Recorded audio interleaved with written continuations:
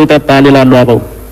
በረጅም ጊዜ በብቸኝነት በተፈጥሮ ሀብታችን ወይም የአባይን ውሃ ሲጠቀሙ የነበሩት ጎረቤቶቻችን አሁን በራሳችን ሀብትና በራሳችን እውቀት የምንገነባውን ህዳሴ ግድብ እንዳንጠቀም ዘመን ያለፈበት የብቸኝነት ተጠቃሚነት በዓለም ማህበረሰብ በዲፕሎማሲ ጫና እና በጎረቤቶቻችን እየዞሩ የጦር ልምምድ በማድረግ ወታደራዊ ስምምነት ወዘተ በማድረግ ግብጾች በሀገራችን ላይ ከፍተኛ አደጋ ለመደቀን ያልፈነቀሉት ድንጋይ የለም።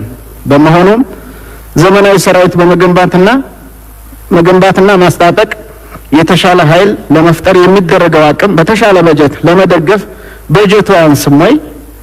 እንዲሁም አንድ ሀገር ሉዓላዊነት ለማስከበር በሀገር ውስጥ ያለውን ፖለቲካ፣ ኢኮኖሚያዊ፣ ማህበራዊና የውስጥ ችግሮችን በአስተማማኝ መልኩ መፍታት የማይታበል ሀቅ ነው። ቢሆንም የጸጥታ ኃይሉን ማለትም መከላከያና ፖሊስን ለማዘመን የተያዘው በጀት አነስተኛ አይደለም ወይ? ማብራሪያ እንዲሰጥበት። ሁለተኛ፣ በሀገራችን በነበረው ከ30 ዓመት በላይ ሲሰራጭ የቆየው የጥላቻ፣ የፍትሃዊነት ተጠቃሚነት፣ የጸረ ዲሞክራሲ ግለኝነትና ስርቆት ችግሮች ለረጅም ጊዜ የተስፋፉ በመሆኑ መንግስታችን ይህን ችግር ለመፍታት ሰፊ ስራ እየሰራ መሆኑን እገነዘባለሁ። ይሁን እንጂ በሀገራችን በተለያዩ ቦታዎች መፈናቀል፣ ሞት፣ ሀብት ንብረት መጥፋትና በህግ ማስከበሩ ስራ ከፍተኛ የሆነ ችግር የደረሰባቸውን መልሶ ለማቋቋም ምን ታስቧል?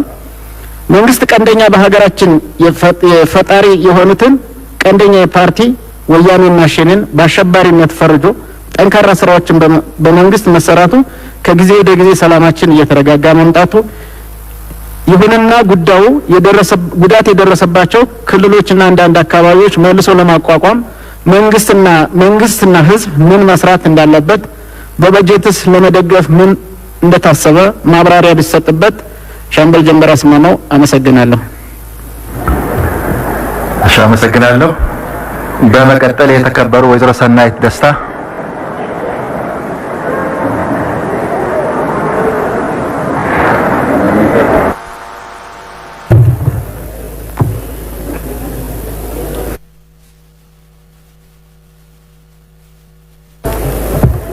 አመሰግናለሁ። የተከበሩ አፈ ጉባኤ፣ እንደዚሁም ክቡር ጠቅላይ ሚኒስትርም ለምናነሳቸው ጥያቄዎች ማዕከላችን በመገኘቱ አመሰግናለሁ።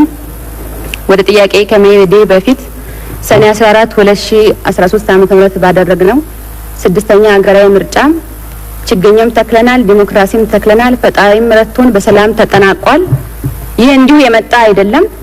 ክቡር ጠቅላይ ሚኒስትርም እንደሚያውቁት ባለፉት አገራችን ባካሄደችው 5 ዙር ምርጫዎች እንደ ልማድ የተወሰዱ የተሳሳቱ ብልሹ አሰራሮች በማረም ገለልተኛ የሆነ ተቋም በማደራጀት እና በመፍጠር በተቻለ መጠን ለተፎካካሪ ፓርቲዎቻችን ምህዳሩን በማስፋት ምቹ ሁኔታን በመፍጠር ከምንም በላይ የኢትዮጵያ ሕዝብ ያመነበት ይህ ብቻ ሳይሆን ረጃጅም ሰልፎችን በትዕግስት ቆሞ በመሰለፍ አለአንዳች ወከባና ተጽዕኖ ነፃ ሆኖ ያሻውን የመረጠበት በጥቅሉ ኢትዮጵያ ያሸነፈችበት ዕለት ነው።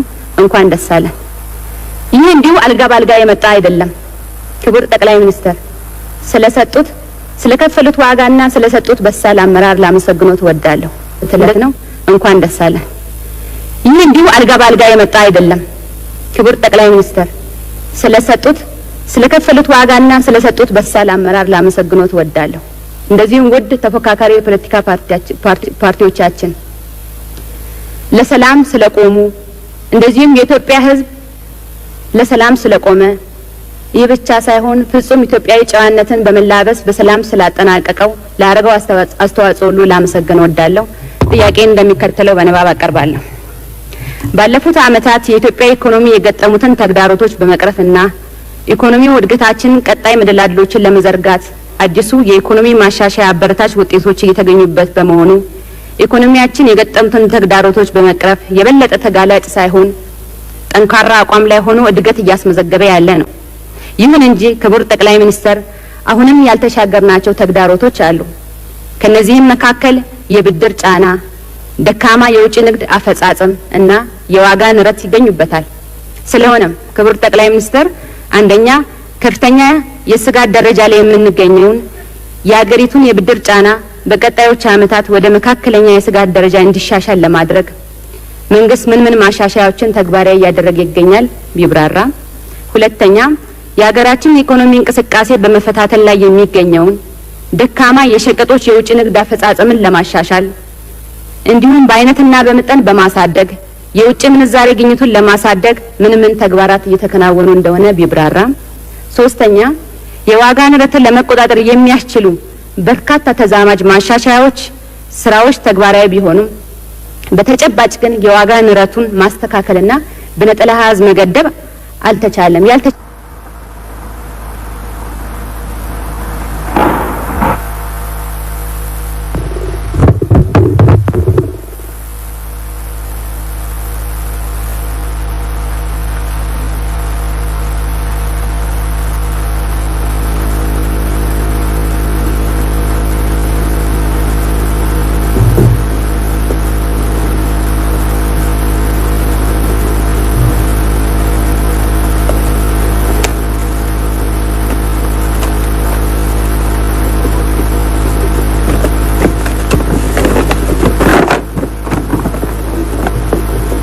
አመሰግናለሁ። የተከበሩ አፈ ጉባኤ፣ ክቡር ጠቅላይ ሚኒስትር ለምናነሳቸው ጥያቄዎች ምላሽ ለመስጠት በመካከላችን በመገኘቱ አመሰግናለሁ። ጥያቄ እንደሚከተለው በንባብ አቀርባለሁ።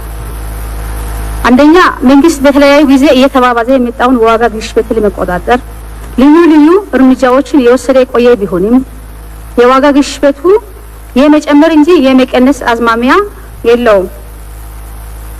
ክቡር ጠቅላይ ሚኒስትር የ2014 በጀት ዓመት በጀት የዋጋ ንረቱን ይቀንሳል ብሎ ያምናሉ? ምን እርምጃዎችን ለመውሰድ እንደታሰበ ማብራሪያ ይሰጥበት። ሁለተኛ በየዓመቱ መንግስት ለክልሎች በበጀት ቀመር መሰረት የሚመጥንና በቂ በጀት እየመደበ መቆየቱ ይታወቃል። ይሁን እንጂ በሁሉም የሀገራችን አካባቢዎች እኩል እየለሙ አይደለም። ለአብነት ንጹህ የመጠጥ ውሃ የሌላቸው፣ ሆስፒታል ያልተገነባላቸው አካባቢዎች መኖራቸውና መንገድ ባለመኖሩ እስካሁን የታመመው ሰውና በምጥ የተያዘችውን እናት በቃረሳ ጤና ጣቢያ ለማድረስ በቃረሳ የሚሸከሙ የህብረተሰብ ክፍሎች መኖራቸው መጥቀስ ይቻላል። ክቡር ጠቅላይ ሚኒስትር እነኚህና መሰል ችግሮችና የልማት ጥያቄዎችን በበጀት ዓመቱ ክልሎች እንዲፈቱና በሁሉም የክልሉ አካባቢዎች ዜጎች እኩል ልማት እንዲያገኙ መንግስት ምን ስልቶችን ይቀይሳል? ማብራሪያ ቢሰጥበት። አመሰግናለሁ። እሺ፣ አመሰግናለሁ። በመቀጠል የተከበሩ ወይዘሮ ሞሚና መሐመድ።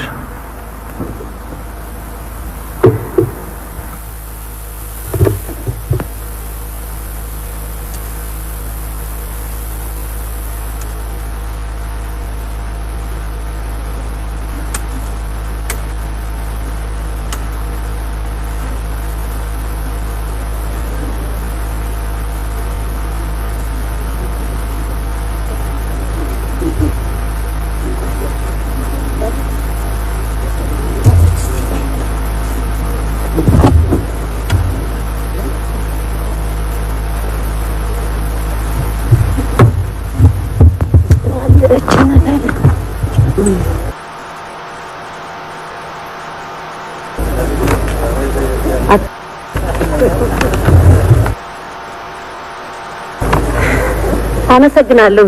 የተከበሩ አፈ ጉባኤ አታም ብያለሁ። እንደምን አላችሁ? አመሰግናለሁ። የተከበሩ አፈ ጉባኤ፣ ክቡር ጠቅላይ ሚኒስትርም ዶክተር አብይ አህመድ ከምክር ቤቱ ለሚቀርብልዎ ጥያቄ ምላሽ ለመስጠት በመካከላችን በመገኘቱ አመሰግናለሁ።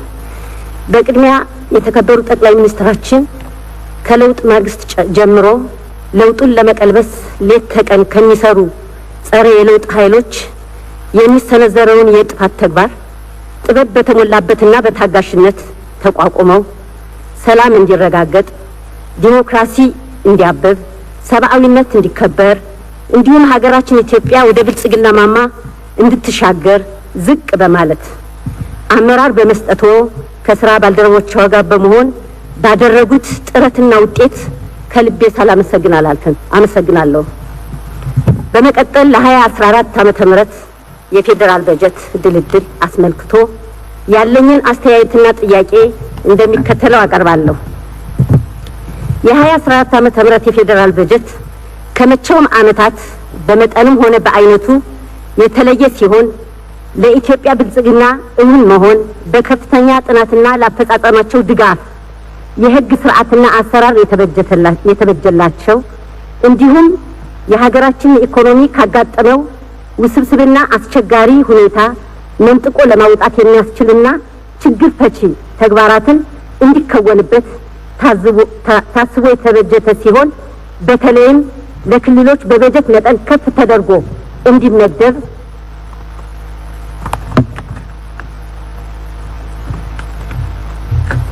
እንዲመደብ የተወሰነበትና እንዲሁም ለትግራይ ክልል አሁን ያለውን ነባራዊ ሁኔታ በማገናዘብና በተጠናከረ መልኩ ለመደገፍ በልዩ ትኩረት የተሻለ በጀት መመደቡ የበጀት አስፈላጊነትን ከተጨባጭ ሁኔታዎች ጋር የተገናዘበ መሆኑን አስተያየት መስጠት ፈልጋለሁ። እንደሚከተለው ጥያቄን አቀርባለሁ። አንደኛ፣ በበጀት ዓመቱ ለምንጠቀምበት በጀት ገቢን በማሳደግ የሀገሪቱን ኢኮኖሚ ማጠናከርና መጠቀም መሆኑ ይታወቃል። ስለዚህ ከፍተኛ ገቢ ከሚያስገኙትና በተለይም ለጂዲፒ እድገት ከ10% በላይ አስተዋጽኦ ከሚያደርጉት ዘርፎች አንዱ ቱሪዝም በመሆኑ በሁሉም አካባቢ ለኢኮኖሚ አጋዥ እንዲሆን ለማስቻል አጠናክሮ ለመቀጠል ምን ያህል ትኩረት ተሰጥቶታል? ሁለተኛ፣ በሀገራችን አንዱና ትልቁ ችግር የስራ አጥነት ችግር መሆኑ ይታወቃል። ይህ የስራ አጥነት ችግርም የተለያየ የራሳቸው ምክንያት ቢኖራቸውም በበጀት ዓመቱ ከሚሰሩ የልማት እቅዶችም ሆነ በሌላ መልኩ ለወጣቶችና ሴቶች የስራ ዕድል ለመፍጠር የሚያስችል ሁኔታዎች ካሉ ቢብራራ። ሶስተኛ፣ ይህንን ያለን ውስን ሀብት ወጪ ቆጣቢ፣ ከሙስና የጸዳ ለተገቢውና ለታሰበው ዓላማ እንዲውል እንዲሁም በውጤት እንዲለካ ለማስቻል የተቀመጠ ስትራቴጂ ካለ ቢብራራ። አመሰግናለሁ። እሺ፣ አመሰግናለሁ። በመቀጠል የተከበሩ አቶ ታደሰ መሰሉ።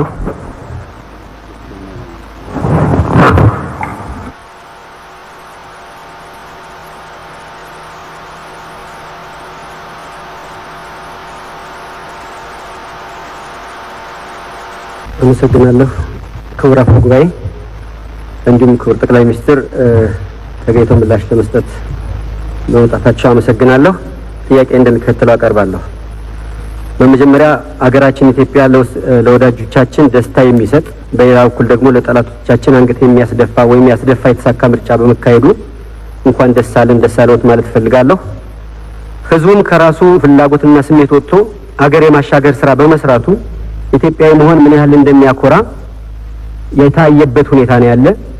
ከተቻለም ከመቀመጫችን ተነስተን ህዝቡን ብናመሰግን እፈልጋለሁ።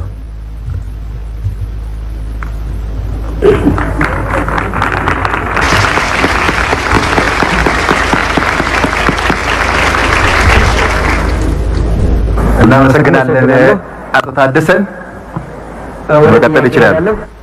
መንግስት በተለያዩ ጊዜያት የኢትዮጵያን ኢኮኖሚ ከገባበት ችግር በማላቀቅ ወደ ተሻለ ደረጃ ለመውሰድ የተለያዩ ተግባራትን ሲፈጽም መቆየቱ ይታወቃል።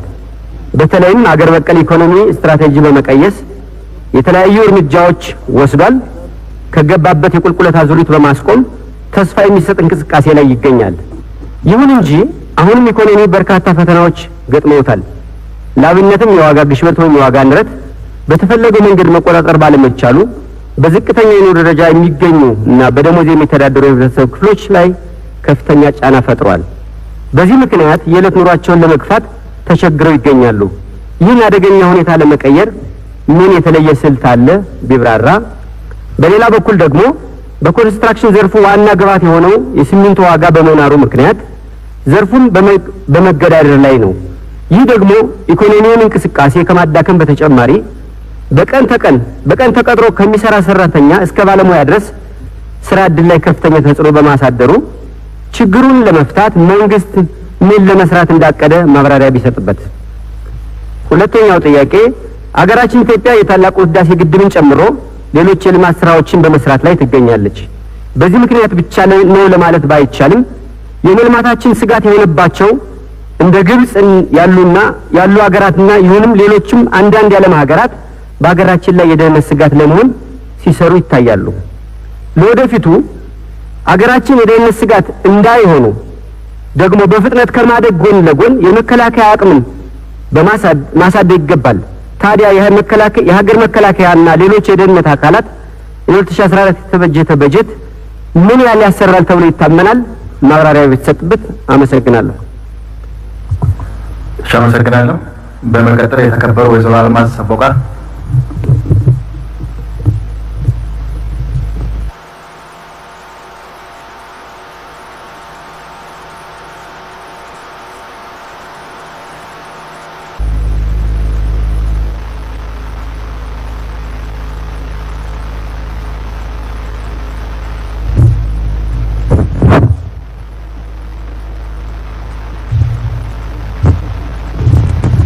አመሰግናለሁ የተከበሩ አፈ ጉባኤ፣ እንዲሁም ክቡር ጠቅላይ ሚኒስትራችን እኛ ለምናነሳቸው ጥያቄዎች ምላሽ ለመስጠት በማካከላችን በመገኘቱ አመሰግናለሁ። ከጥያቄ በፊት አስተያየት አለኝ። አገራችን ኢትዮጵያ ባለፉት 3 ዓመታት በተለያዩ ለውጦች ውስጥ ብትሆንም ለውጡን ለማደናቀፍ ከውስጥም ከውጭም እየሰሩ ባሉበት ወቅት 6ኛ ሀገራዊ ምርጫ በታሪክም በሀገራችን ልዩ የሆነና ፍጹም ዲሞክራሲያዊ ፍትሃዊና ሰላማዊ የሆነ ምርጫ ሆኖ እንዲጠናቀቅ ላደረጉት የኢትዮጵያ ብሔር ብሔረሰቦችና ሕዝቦች እንዲሁም የጸጥታ አካላትንና የሚዲያ አካላትን እጅግ ላመሰግናቸው እወዳለሁ። በመቀጠል ጥያቄን እንደሚቀጥለው አቀርባለሁ። ክቡር ጠቅላይ ሚኒስትር፣ በዚህ ምርጫ ፓርቲው ቢያሸንፍና መንግስት ቢመሰረቱ እጅግ አስከፊና አስቸጋሪ የሆነውን ሁሉን አቀፍ የኑሮ ውድነት ውስጥ እያለ እድሉንና ኃላፊነት ለሰጠን ህዝብ በተለይም ዝቅተኛ የኑሮ ደረጃ ላይ የሚገኙ የህብረተሰብ ክፍሎች ከዚህ አስቸጋሪ የኑሮ ውድነት እንዲወጡ እንደ መንግስት በቀጣይ ምን ታስቧል? የዚህ ችግርስ መንስኤ ይታወቃል ወይ? ሁለተኛ፣ አገራችን ኢትዮጵያ በአንድነትና በተስፋ ከምትጠበቃቸው ውስጥ አንዱ የህዳሴ ግድብ ነው። በመሆኑም ሁለተኛ ዙር የህዳሴ ግድብ የውሃ ሙሌት በምን ደረጃ ላይ ይገኛል? ማብራሪያ ቢሰጥበት። አመሰግናለሁ። እሺ፣ አመሰግናለሁ። በመቀጠል የተከበሩ ወይዘሮ ጀንበርነሽ ክንፈ።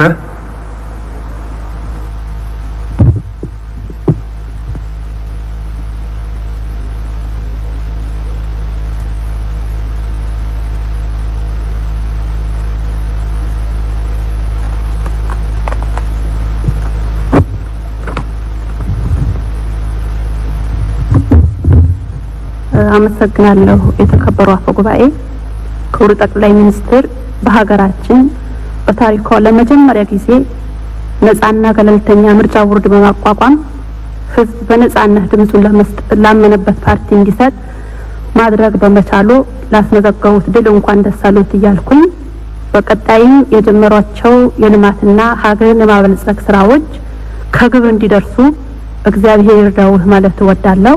በመቀጠል ጥያቄ በንባብ አቀርባለሁ።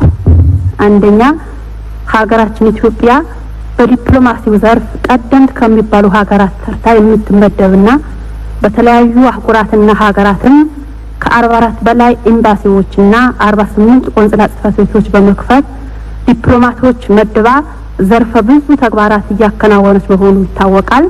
በተለይም ባለፉት 3 ዓመታት በዲፕሎማሲው ዘርፍ የታዩና ዓለም የመሰከረላቸው ተግባራት የዚህ ማሳያ ናቸው። ይሁን እንጂ በዘርፉ ሀገራችን ከምትፈልጋቸው ፈጣን ለውጦችና እየተከፈለ ካለው ዋጋ አንጻር በዚህ ዘርፍ የሚመደቡ ዲፕሎማቶች በዘርፉ በቂ እውቀትና ልምድ ያላቸው እንዲሆኑ ከማድረግ ወደ ሀገራችን የተለያዩ ኢንቨስትመንቶች፣ ቴክኖሎጂዎች እንዲሁም የውጭ ምንዛሪ አማራጮችን ከመሳብ ሀመርሃ የሀገራችንና የህዝቦቿ አቋምና ፍላጎት የዓለም ማህበረሰብ እንዲገነዘበው ከማድረግ አንጻርና እንዲሁም በየሀገሪቱ የሚኖሩ ኢትዮጵያውያንና ትውልድ ኢትዮጵያውያን በሀገራቸው ጉዳይ በሁሉም ዘርፍ የነቃ ተሳትፎ እንዲያደርጉ ከማድረግ አንጻር እየተሰሩ ያሉ ስራዎችና በዘርፉ ከሚመደበው በጀትና የሰው ኃይል አኳያ ሲታይ የሚፈለገው ውጤት ማስመዝገብ ችለናል ማለት ይቻላል ወይ? ክቡር ጠቅላይ ሚኒስትር ማብራሪያ ቢሰጡበት። ሁለተኛ፣ ክቡር ጠቅላይ ሚኒስትር በሀገራችን በተለያዩ ቦታዎች በተለይም በአዲስ አበባና በክልል ዋና ዋና ከተሞች ኑሯቸው በጎዳና ላይ ያደረጉ ዜጎች ለመርዳት በተለያዩ የመንግስት ተቋማት በሀገር ወዳድ ግለሰቦችና በበጎ አድራጊ ድርጅቶች በርካታ ስራዎች መሰራታቸው ይታወቃል። ይሁን እንጂ የእነዚህ ዜጎች ቁጥር ከጊዜ ወደ ጊዜ እያሻቀበ ይገኛል። ክቡርነቶ እርስዎ ለሀገርና ለዜጎቿ ካሉት ክብር አንጻር እነዚህ ዜጎች ከጎዳና ህይወት ተላቀው እንደ ማንኛውም ማህበረሰብ ህይወታቸው በዘላቂነት ለመለወጥና በዘርፉ የሚሰሩ ስራዎች ውጤታማ እንዲሆኑ ለማድረግ ብሔራዊ ስትራቴጂ በመንደፍ ለእነዚህ ዜጎች ኢንቨስት የሚደረገው ሀብት የታለመለት ዓላማ እንዲያሳካ ከማድረግ አኳያ በቀጣይ ሁሉም በመተባበር ሊሰሩ ይገባሉ የሚሏቸው ነገሮች ላይ ክቡር ጠቅላይ ሚኒስትር ማብራሪያ ቢሰጡ አመሰግናለሁ። አመሰግናለሁ። በመቀጠል የተከበሩ ወይዘሮ አልማዝ መሰለ።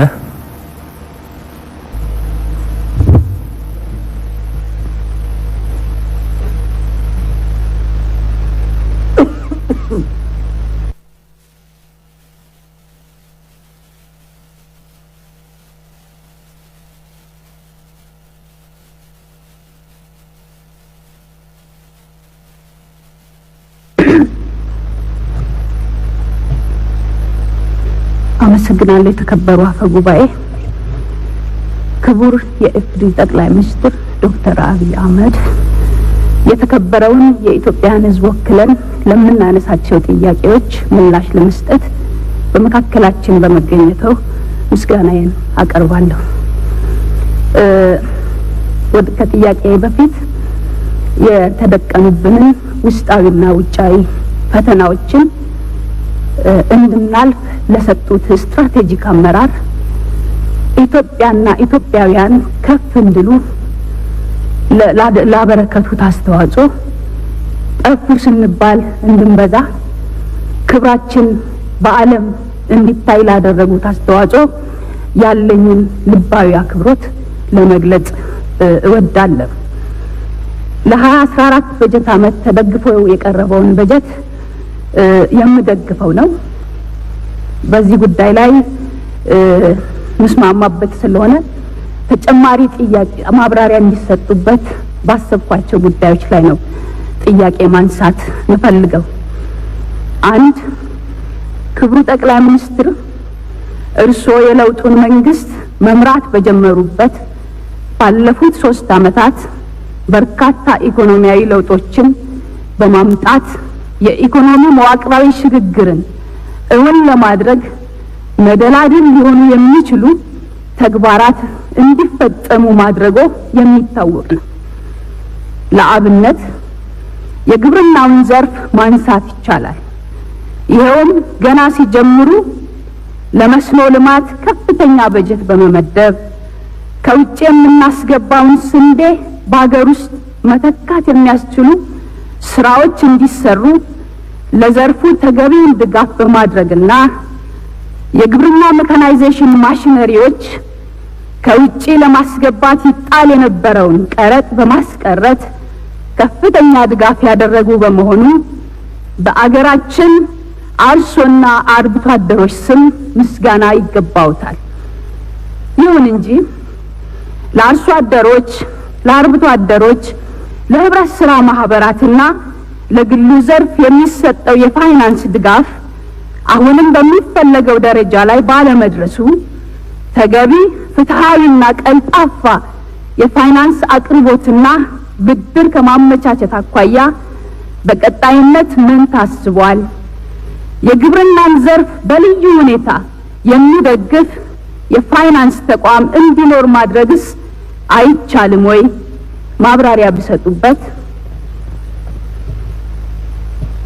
2 በተያዘው የ10 ዓመት መሪ ዕቅድና ፍኖተ ካርታ መሰረት አገራዊ ብልጽግናን ለማረጋገጥ ብዝሃ ዘርፍ የኢኮኖሚ ልማት ስራዎች እንደሚሰሩ ተቀምጧል። በዚህም በተገቢው ሳንጠቀምባቸው የቆዩ ዘርፎች ትኩረት የተሰጣቸው በመሆኑ ታላቅ አድናቆት አለኝ። ከነዚህም ዘርፎች መካከል የቱሪዝም ዘርፍ ተጠቃሽ ነው።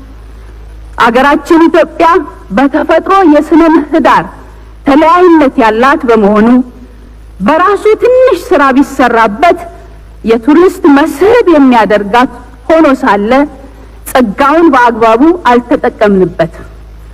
ክቡር ጠቅላይ ሚኒስትር፣ እርስዎ በአጭር ጊዜ በዘርፉ እንዲከናወኑ ያደረጓቸውን ተግባራት እንኳን ስመለከት ምን ያክል ዘርፉን ለመቀየር እንደሚችሉ ተስፋ አለኝ። ስለሆነም ከነባር ብሔራዊ ፓርኮቻችን አንጻር በርካታ ሰው ሰራሽ አደጋ የተጋረጠባቸው ለአብነት የአዋሽ ነጭ ሳር፣ የባብሌ ዝሆኖች መጠለያ እና ሌሎች ብሔራዊ ፓርኮች እንዲጠበቁና በአግባቡ እንዲለሙ በማድረግ በሙሉ አቅማቸው የቱሪስት መዳረሻ እንዲሆኑና ለጂዲፒ እድገት ያላቸውን አስተዋጽኦ ከፍ ለማድረግ በቀጣይነት ምን ለመስራት ታስቧል? እንዲሁም የዘርፉ አደረጃጀት በአንድ ያልተሰበሰበና የተበታተነ የሚመስል ባህሪ ስላለው በቀጣይ የተያዘ አቅጣጫ ካለ ማብራሪያ ቢሰጡበት። አመሰግናለሁ። እሺ፣ አመሰግናለሁ። በመቀጠል የተከበሩ አቶ ዶጊሶ ቦና።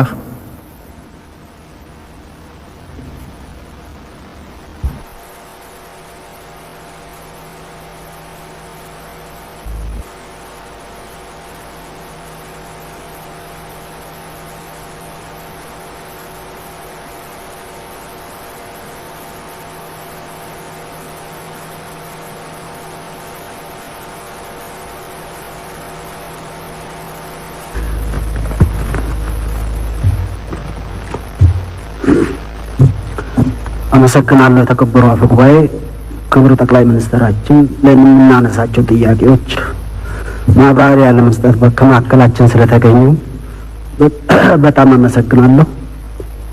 ጥያቄን እንደሚከተለው አቀርባለሁ። በቅድሚያ ባለፉት 3 ዓመታት በእርሶ አመራር ሰጭነት በኢትዮጵያ በተካሄደው እልህ አስጨራሽ ትግል የተመዘገበው ውጤትና ዘመን የማይሽረውን አኩሪ ታሪክ እንደ ወረት በመጠቀም የፌደራል መንግስት የ2014 በጀት ዓመት ረቂቅ በጀት ለእድገታችን ወሳኝ ለሆኑ ማህበራዊ ኢኮኖሚያዊ ጉዳዮችና ለብልጽግና ጉዟችን ጉልህ ሚና ባላቸው ሴክተሮች ላይ በማትኮር የተዘጋጀ በመሆኑ ከፍ ያለ አድናቆት አለኝ። ህልሞን ፈጣሪ ያሳካሉት። ክቡር ጠቅላይ ሚኒስትር፣ መንግስቱ ከ2011 በጀት ዓመት ጀምሮ ዝቅተኛ ገቢ ያላቸው የህብረተሰብ ክፍሎች በኑሮ ውድነት እንዳይጎዱ ለማድረግ የዋጋ ንረቱ ወደ ነጠላ አሃዝ ለማውረድ አቅዶ የተለያዩ ኢኮኖሚ ማሻሻያዎች እርምጃዎችን የወሰደ ቢሆንም የዋጋ ንረቱ ከመቀነስ ይልቅ የዜጎች የዕለት ተዕለት የኑሮ ፈተና ሆኖ ቀጥሏል። ስለሆነም ይህን የዜጎች መሰረታዊ ችግር የሆነው የዋጋ ንረት ለመቀነስ ብሎም የገበያ መረጋጋት ለመፍጠር በ2014 በጀት ዓመት የሚወሰዱ ተጨባጭ የፖሊሲ እርምጃዎች ምንድናቸው? ማብራሪያ ቢሰጡ። 2. መንግስት የሥራ አጥነት ምጣኔ ለመቀነስ የተለያዩ ስትራቴጂዎችን በመንደፍ ለዜጎች የሥራ ዕድል ለመፍጠር የማይናቁ ጥረቶች ያደረገና በሂደቱም የሚቆጠሩ ውጤቶች የተመዘገቡ ቢሆንም ከሀገራችን ሕዝብ ቁጥር ከግማሽ በላይ የሚልቀው ወጣት በመሆኑና በየዓመቱ በ10 ሺዎች የሚቆጠሩ ምሩቃን ከዩኒቨርሲቲዎችና ቴክኒክና ሙያ ማሰልጠኛ ተቋማት ተመርቆ የሚወጡ በመሆኑ በመንግስትና በግሉ ሴክተር የሚፈጠረው የሥራ ዕድልና የሥራ ዜጎች ቁጥር ስለማይመጣጠን ዜጎች ለስራ ፍለጋ በባዕድ ሀገር ሲንከራተቱና ለከፋ የሰብአዊ መብት ጥሰት ሲጋለጡ ሲታይ እንደ ዜጋ አንገት የሚያስደፉ አሳዛኝ ሁኔታዎች እየተከሰቱ ይገኛሉ። ስለሆነም ክቡር ጠቅላይ ሚኒስትር ይህን የዜጎቻችን ክብር የሚያዋርደውን የስራ አጥነትና ስደት ለመቀነስ ለ2014 በጀት ዓመት የተጣሉ መሰረታዊ ግቦች ምንድናቸው? ማብራሪያ ቢሰጡ አመሰግናለሁ። እሺ፣ አመሰግናለሁ። በመቀጠል የተከበሩ አቶ ማቴዎስ ገሌቦ።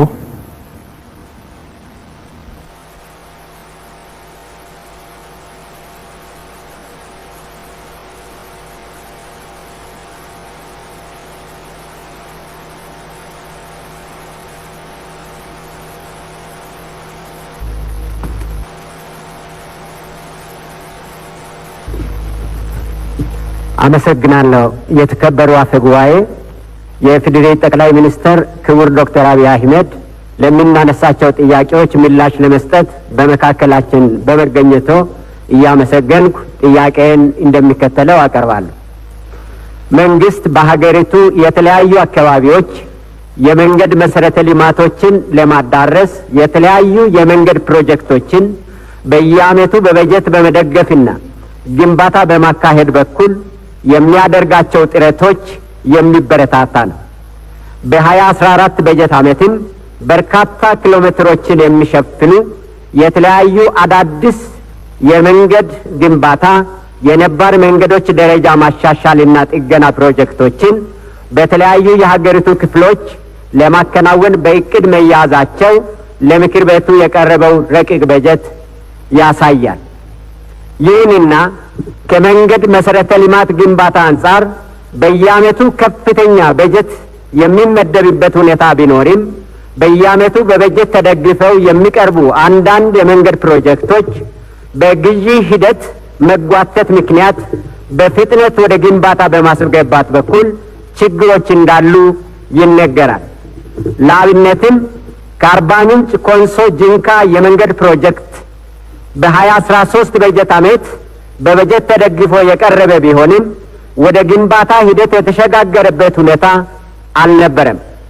በሌላ በኩልም አንዳንድ የመንገድ ፕሮጀክቶች ግንባታቸው ተጀምሮ ለረጅም ዓመታት ሳይጠናቀቁ ከዓመት ዓመት የሚሸጋገሩበት፣ በግንባታ ሂደት ውስጥ የሚታዩ የጥራት ጉድለቶችና በወሰን ማስከበርና በካሳ ክፍያ ዙሪያ ቅሬታዎች ሲነሱ ይታያል።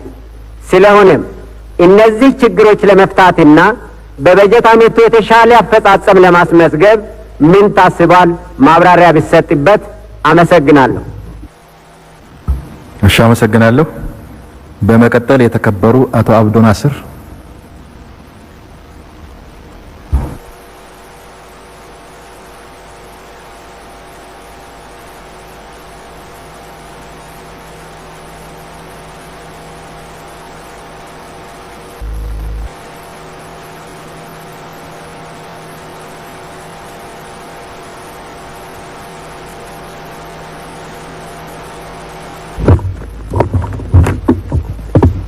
አመሰግናለሁ። የተከበረው አፈ ጉባኤ፣ ክቡር ጠቅላይ ሚኒስትርም አመሰግናለሁ። በመጀመሪያ ሀገራችን ያቀደችው 6ኛ ሀገራዊ ምርጫ ሰላማዊ ሆኖ መጠናቀቁ በአንድ በኩል ኢትዮጵያን አሸናፊ ያደረገ ታሪካዊ ምርጫ ሲሆን፣ በሌላ በኩል ኢትዮጵያ በምርጫ ወቅት ትፈርሳለች ብሎ ሲመኙ የነበሩ አንዳንድ የውስጥና የውጭ ጠላቶቻችን ምኞታቸውና የህልም ቅዠታቸውን በተግባር በማክሸፍ አንገታቸውን ያስደፋ ምርጫ ነው። ለዚህም ስኬት ክቡር ጠቅላይ ሚኒስትር ለሰጡት በሳል አስተዋይና ቆራጥ አመራር ታላቅ አክብሮትና ምስጋና አለኝ። በተጨማሪም መንግስታችን ለትግራይ ህዝብ ያለው ወገንተኝነት እሳቤ እና ለሰብአዊነት ተቆርቋሪነት በመነሳት በትግራይ ክልል የተናጠል ተኩስ አቁም መወሰኑ ትክክልና ተገቢ በመሆኑ መንግስታችን ማመስገን እፈልጋለሁ። የተወሰደውም እርምጃ ውጤት እንደሚያስገኝ ተስፋ እያደረግኩ ጥያቄን እንደሚከተለው አቀርባለሁ። አንድ በሀገራችን ከለውጥ ወዲህ በርካታ ፕሮጀክቶች በታቀደው ጊዜ በተያዘላቸው ባጀት እና በጥራት እየተጠናቀቁ መሆኑ በእውን እያየን ነው። ከነዚህ ፕሮጀክቶች መካከል በቀዳማዊ እመቤት የተገነቡት ትምህርት ቤቶች፣ የወዳጅነት አደባባይ፣ የአንድነት ፓርክ፣ እንጦጦ እና ሌሎችን መጥቀስ ይቻላል። ስለሆነ ክቡር ጠቅላይ ሚኒስትር ይህ በፌዴራል ደረጃ የታየው አንዳንድ ፕሮጀክቶች በአጭር ጊዜ የመፈጸም ተሞክሮች ለሁሉም አካባቢዎች የማስፋት ስራዎችና በኮንስትራክሽን ዘርፍ ከፌዴራል እስከ ታችኛው እርከን ድረስ የሚስተዋሉ የጥራት፣ የዲዛይን፣ የአቅም ውስንነት እንዲሁም በተያዘለት ባጀትና ጊዜ እንዲከናወኑ ለማድረግ በቀጣይ ባጀት ዓመቱ ምን ታስበዋል? በብራራ። 2 የሀገሪቱን ባጀት ወጪዎች ለመሸፈን የሀገር ውስጥ ገቢ ትልቅ ድርሻ ያለው መሆኑና የተያዘው ባጀትን ወጪዎችን ለመሸፈን የሀገር ውስጥ ገቢ እንደ አንድ ዋነኛ አማራጭ ተደርጎ ተወስዷል። ስለሆነም የተያዘው እቅድ ለመሳካት የገቢ ሰብሳቢ መስሪያ ቤቶች በአቅምና በቴክኖሎጂ ረገድ የሚታዩ ክፍተቶች፣ በግብር ከፋዮች ዘንድ የሚታዩ ችግሮችና በታክስ መጭበርበር ዙሪያ የሚታዩ ችግሮችን በማረም የተሻለ እና ዘመናዊ የታክስ አሰባሰብ ስርዓት ለመዘርጋት በባጀት ዓመቱ ምን ታስበዋል? አመሰግናለሁ። እሺ፣ አመሰግናለሁ። በመቀጠል የተከበሩ ወይዘሮ አበባዬ ገዛኸኝ።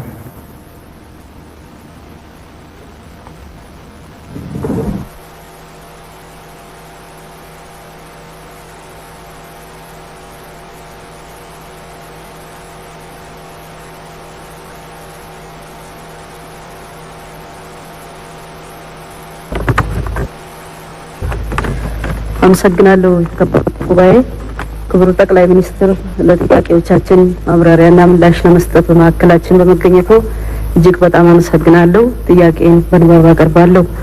6ኛው ሀገራዊ ምርጫ ሰላማዊ በሆነ መልኩ በህዝቡ የነቃ ተሳትፎ ታጅቦ ተጠናቋል።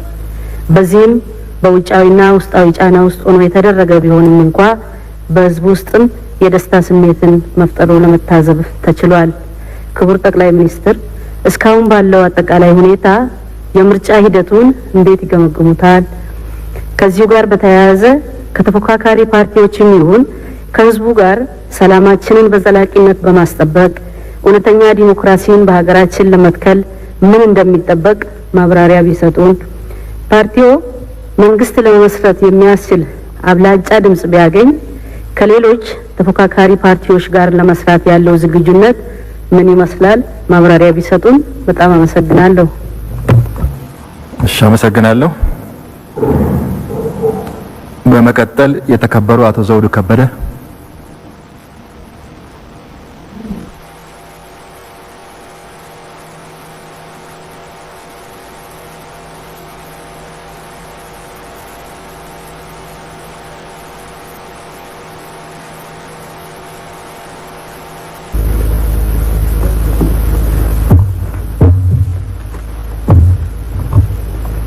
አመሰግናለሁ። የተከበሩ አፈ ጉባኤ፣ ክቡር ጠቅላይ ሚኒስትር ለምናነሳቸው ጥያቄዎች ማብራሪያ ለመስጠት በመገኘቱ እጅግ አመሰግናለሁ።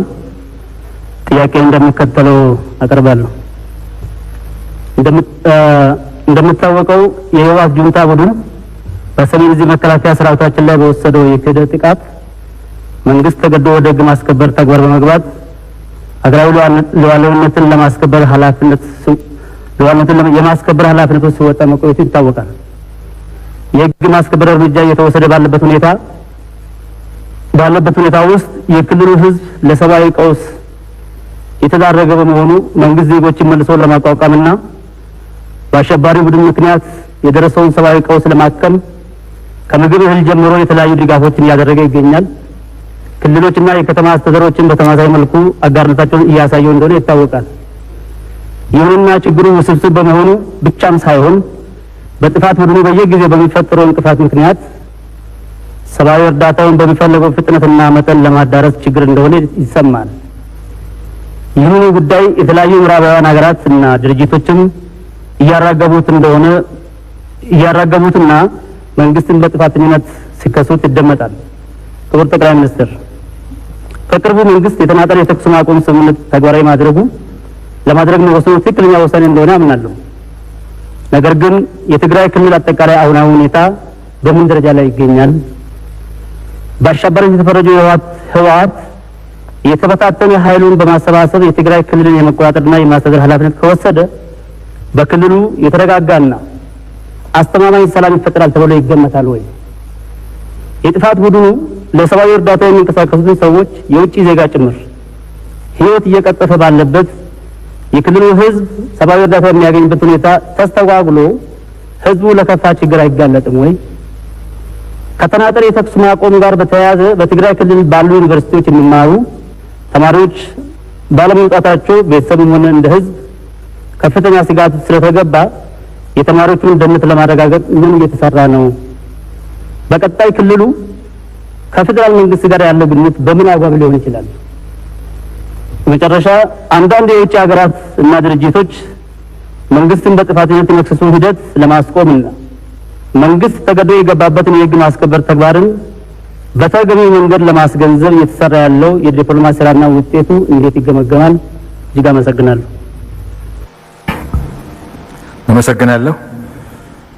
የተከበራችሁ ምክር ቤት አባላት ለሰጣችሁት አስተያየትና ጥያቄ ያመሰገንኩ።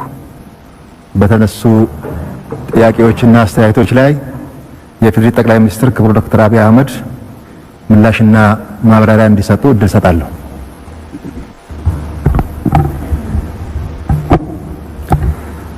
አመሰግናለሁ። የተከበረው አፈ ጉባኤ፣ ይህንንም ታሪካዊ ምክር ቤት እኔም ማመስገን እፈልጋለሁ። ይህ ምክር ቤት በጥቂት ጉዳዮች እስካሁን ኢትዮጵያ ውስጥ ከነበሩ የምክር ቤት ሂደቶችና ሁኔታዎች የተለየ ባህሪ ያለው፣ አንደኛው በኮቪድ ምክንያት 1 ዓመት ጨምሮ 6 ዓመት ያገለገለ ምክር ቤት ነው። ሁለተኛው በምክር ቤት ዘመን ውስጥ በሀገር ደረጃ የመንግስት ለውጥ ተደርጎ ብዙ ፈተና ብዙ ችግር ባለበት ጊዜ ውስጥ በታላቅ የኃላፊነት ስሜት ከፖለቲካ አባላት ከሚጠበቅና ከሚታመን በላይ ራሱን ማሳየት የቻለ ኃላፊነት ወስዶ ሀገር ያሻገረ የህግ አወጣጥ ስርዓቱን በብቃት እየመራ ስለሆነ ዛሬ የመጨረሻ መድረካችን ስለሆነ እኔም በኢትዮጵያ ሕዝብ ስም እንዲሁም በአስፈጻሚ አካላት ስም ከፍተኛ አክብሮትና ምስጋናዬን ላቀርብላችሁ እወዳለሁ።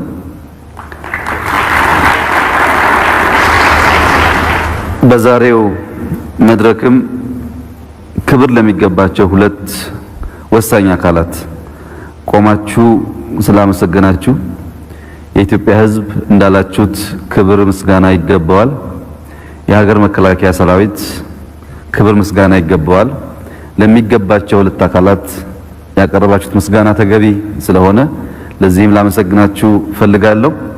እንግዲህ መላው የኢትዮጵያ ሕዝብ እና የሚፎካከሩ ፓርቲዎች እግረ መንገድ ቢሰሙት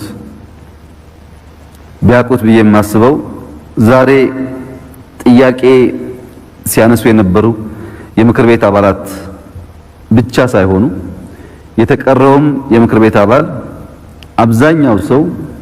አብዛኛው ሰው ከጥቂት ግለሰቦች በስተቀር በዚህኛው ምርጫ የተወዳደረ አይደለም።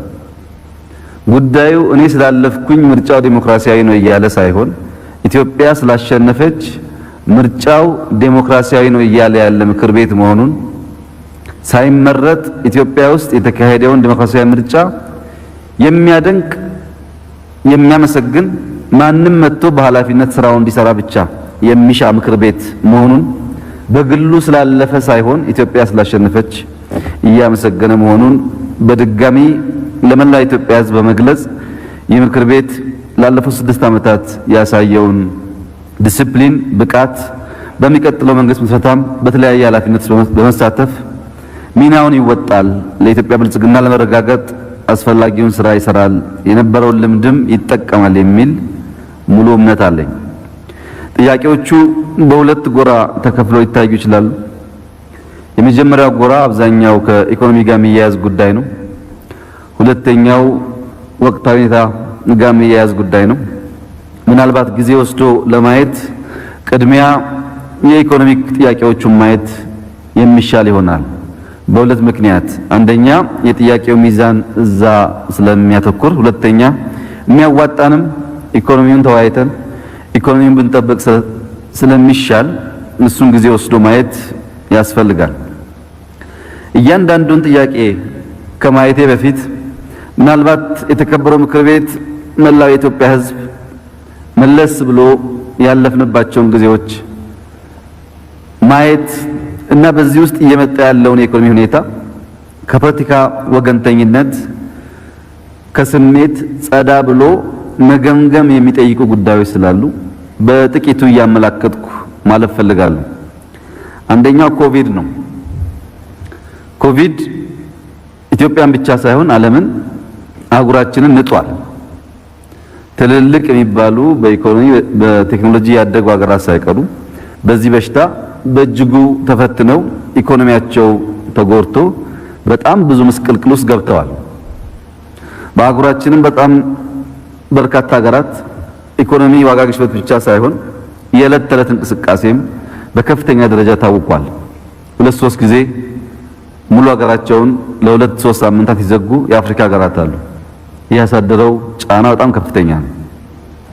ይህ ጫና መልኩ ከሁሉም ሀገሮች ጋር አንድና ያው ባይሆንም ኢትዮጵያ ውስጥም ብዙ ፈትኗል፣ ብዙ ዜጎችን ቀጥፏል። ኮቪድ ራሱን አስችሎ ፈታኝ የዓለም አቀፍ ኩነት ነበር። በእኛ ሁኔታ ደግሞ ከኮቪድ በተጨማሪ አንበጣ ነበር። ታስታውሱ ከሆነ በዚህ በያዝነው በጀት ዓመት መጀመሪያ አካባቢ ስንገናኝ በአንበጣ ምክንያት የግብርና ምርታችን በከፍተኛ ደረጃ ተጎድቶ ረሃብ በሀገራችን ሊገባ ይችላል የሚል ከፍተኛ ጥያቄዎች፣ አስተያየቶች ይነሱ ነበር እዚህ ምክር ቤት ውስጥ። አንበጣ በተባለው ልክ ረሃብ ያላመጣ ቢሆንም ጉዳት ግን አሳርፎ አልፏል። በተቻለ መጠን ለመከላከል ቢሰራም ግብርናውን የተወሰነ ሊጎዳው ሞክሯል። በዚህ ዓመት ጎርፍም ነበር። በጎርፍ ምክንያት የተፈናቀሉ ሰዎች